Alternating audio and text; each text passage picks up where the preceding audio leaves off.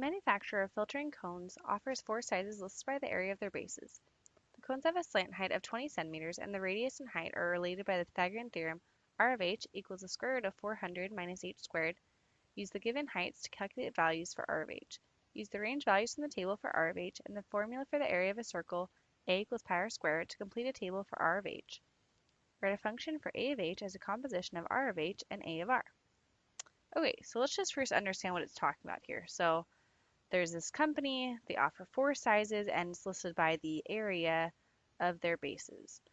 And so then the cones, it's telling us the slant height here is 20, and then it uses that and relates it with the Pythagorean theorem so that we can find the radius, r. And so using the height that we can just come up with different heights to calculate the values for r of h. So we can plug in the height to find basically r of h, which is the radius. And then after that, then we're going to use the radius, or r of h, to find the area of the circle, which is pi r squared. Okay, so it sounds a little confusing, but let's dive into it and hopefully it'll make sense as we go here. So first, just looking at, I just pulled up a table here. We're going to use heights, and I just picked some arbitrary heights, 4, 8, 12, and 16.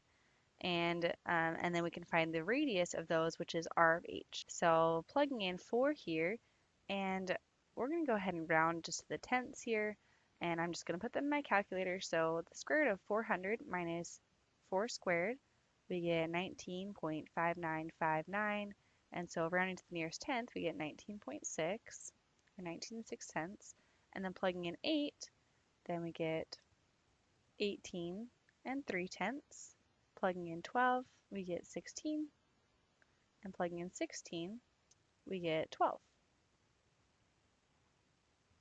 And so now we can use that radius to plug into a, because for our a of h equation, then we need to know what the radius is. And that's why we found the radii here, and then we're going to use them in a different table and plug in so that we can find the area of the base. And so just plugging in the exact same thing, we'll plug in 19 6/10, 18 3/10, 16, and 12. And now we're going to plug that in to our area equation. So a equals pi r squared. So pi times 19 6/10 squared, we get 1,206 and 9/10. Then with the next ones, I'll go ahead and fill these in, plugging in 18 3/10, we get 1,052 and 1/10. Plugging in 16, we get 804 and 2/10, and then plugging in 12, we get 452 and 4/10. And so we finally have our, here's four sizes listed by the area of their bases based off of the heights that we chose. And then to write an actual function, let's just do these algebraically and do a composition. So ultimately, we're trying to find the area, which is, so a equals pi r squared. But we didn't know the radiuses, and so for r, we used our function r of h. And so let's go ahead and plug in. So a of r of h will equal pi times, and then we'll just go ahead and plug in our r of h function, which was 400 minus h squared. And then it is squared because remember we just took r here and we put in exactly what we have for r of h. And so just use the pi, and then the square root and the squared just cancel each other because the square undoes that square root. So we just have 400 minus h squared.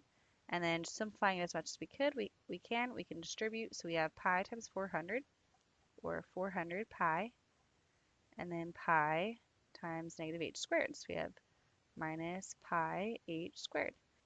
And so then instead of putting a of r of h, we can also put this in function notation. It really doesn't matter which one you use. So a of a composed with r of h.